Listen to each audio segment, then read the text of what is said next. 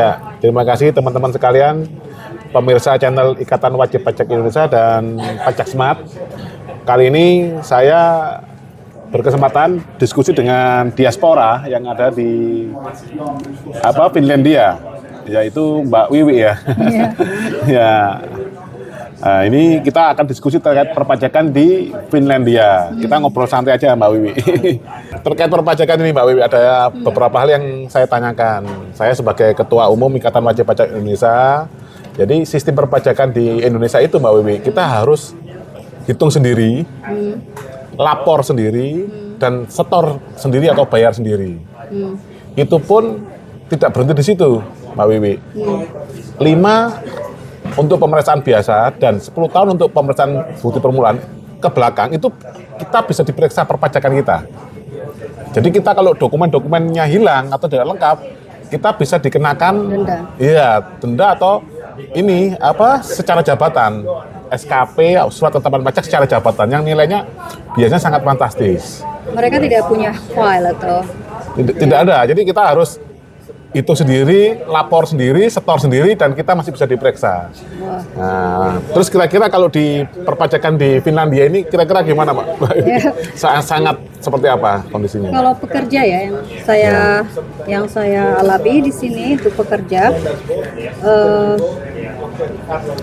kita waktu itu kan kalau sebelum yang saat ini ya, waktu itu kita dapat kartu untuk pajak, jadi kita kasihkan ke bos bos kita, terus nanti kita harus mengisi di situ berapa persen yang kita mau diambil pajaknya. Waktu itu ya tahun lalu ya, bukan tahun lalu, sebelumnya. Nah, misalnya berapa kita mau, kita mau 20 contohnya 30% atau berapa ya. Nah itu. Nah, mereka pajak itu akan mengikuti apa yang kita mau inginkan prosentasenya. Tapi kalau sekarang saat ini lebih baik lagi kalau menurut saya, karena terlalu banyak waktu itu kalau harus menulis harus dididak apa yang harus dididak, kita harus tahu semua. Tapi sekarang kita hanya bikin laporan bahwa seperti kita ada kayak labor gitu. Nah itu dia kembalikan lagi pajaknya ke kita. Nah sekarang pajak di sini itu kantor pajak yang mengurus semuanya, semua pekerja. Istilahnya ini Mbak Wiwi ya, kalau di kita ini istilahnya self assessment. Nah, kita yang melaporkan sendiri. Jadi kalau di sini sekarang sudah official assessment Nah, jadi menghitung kantor pajaknya. Iya, semua. Nanti kita akan tahu, misalnya kita kelebihan bayar pajak, dia kembalikan. Oke. Itu setiap setahun sekali. Laporannya sih 2 tahun, setahun 2 kali, untuk maksudnya di bulan setahun 2 kali ya. Setahun 2 kali itu laporan pertamanya itu bulan Mei, misalnya nih kita dikasih tahu kita sebabnya, nanti terakhirnya baru nanti kita akan dikasih tahu seluruhnya apa pajak itu akan kembali atau kita harus bayar pajak kalau kelebihan gitu. Jadi ini teman-teman sekalian, bedanya kalau menggunakan official assessment. Jadi pasti sangat simpel karena yang menghitung kantor pajaknya. Jadi tidak mungkin ada kesalahan dari sisi kita. Jadi kita kalau di Indonesia itu kan kita harus hitung sendiri, lapor sendiri, store sendiri, dan masih diperiksa Mbak Wiwi. Kita dicurigai, ini perhitungan pajakmu keliru. Sementara tidak ada edukasi di perpajakan di Indonesia, sangat minim lah edukasinya. Kenapa enggak kantor pajak aja yang itu sebelum tahun berapa itu pernah itu Mbak Wiwi, sebelum tahun 90 itu kayaknya pernah official assessment seperti ini. Dihitungkan oleh kantor pajak, terus dirubah menjadi self assessment sampai sekarang ini belum berubah. Jadi kalau self assessment ini resiko sangat berat di sisi wajib pajak, karena nanti bisa 5 sampai 10 tahun diperiksa itu Pak. Kalau bukti-buktinya hilang, ini misalkan seperti ini ya, ini kita di Cafe Arnold di Helsinki di mall. Nah ini kalau ini notanya hilang itu dianggap bukan pengeluaran. Kalau kita perusahaan itu kan ada namanya HPP, harga pokok penjualan. Nah ini kalau notanya hilang, ini dianggap kita nggak kulaan. Akhirnya di drop, akhirnya untungnya naik. Itu dalam jangka waktu berapa lama harus 10 tahun kita harus bikin laporan. Loh, kalau laporannya setiap tahun, tapi kalau menyimpan arsipnya kita harus 10 tahun. Bagaimana menyimpan arsipnya aku udah aduh. Nah, misalnya kayak gini nih, kita harus scan atau foto gitu. Kalau hilang nanti dianggap itu bukan harga pokok penjualan, akhirnya di drop dari. Nah, misalkan kita omset 10 miliar nih ya, Mbak Wi ya, omset 10 miliar, nah, ada nota-nota seperti ini 1 miliar, ini notanya hilang, itu 1 miliar dianggap untung. Banyak merugikan sekali ya. Ya, seperti itu. Terus, yang saya tanya lagi ini terkait dengan ini Mbak Wi. Oke lah, katanya ini memang perpajakan di Finlandia, ini teman-teman sekalian, Finlandia sebagai informasi, ini adalah negara paling bahagia di seluruh dunia. Betul nggak Pak Wi ya? Benar, benar. Nah, tapi kan memang tadi kita lihat jalan-jalannya kan teratur. Iya, teratur, terus lengang, terus orangnya memang nggak kemurungsung ya bahasa Jawanya, nggak terburu-buru, nggak gegabah. Loh. Sabar. Memang pajaknya di sini kalau saya lihat ya teman-teman sekalian, ini saya beli kopi ini pajaknya itu 14%. Memang lebih tinggi daripada di Indonesia 10% untuk pajak ini ya, pajak restoran. Nah, tapi kira-kira gimana Mbak Wi? Untuk yang kembali ke masyarakatnya, itu seperti apa Mbak Wi? Atau walaupun pajaknya lebih tinggi daripada Indonesia, apa ya impact uang pajak yang dikumpulkan oleh pemerintah itu kembali lagi ke rakyat itu seperti apa? Iya, di sini sistemnya bagus sekali karena kita memang pajaknya tinggi, tapi semua keperluan dan fasilitas yang kita dapati ya balance ya. Balance ya.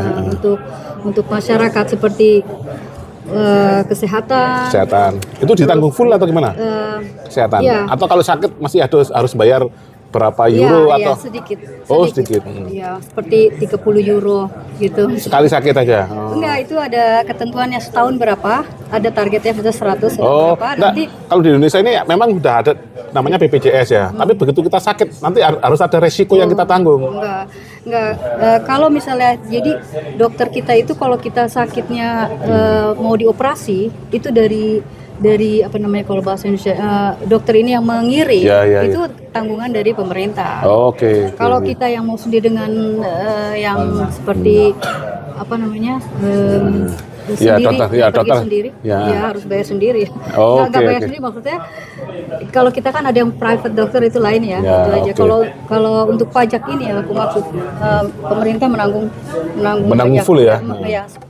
Kalau di Indonesia ada beberapa penyakit yang nggak di-cover itu loh, Mbak. Jadi kita harus tahu, kalau sakit ini, kamu harus biaya sendiri gitu loh.